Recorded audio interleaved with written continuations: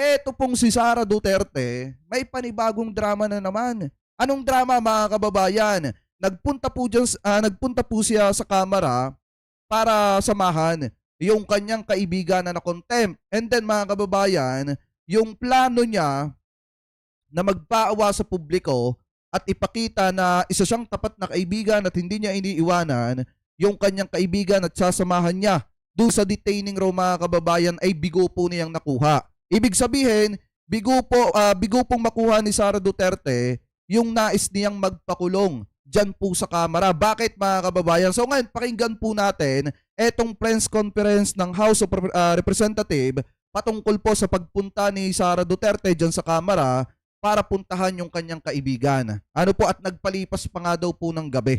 Ano po ngayon? Ito, pakinggan po natin. Last from my end, Sir, Congressman Chua,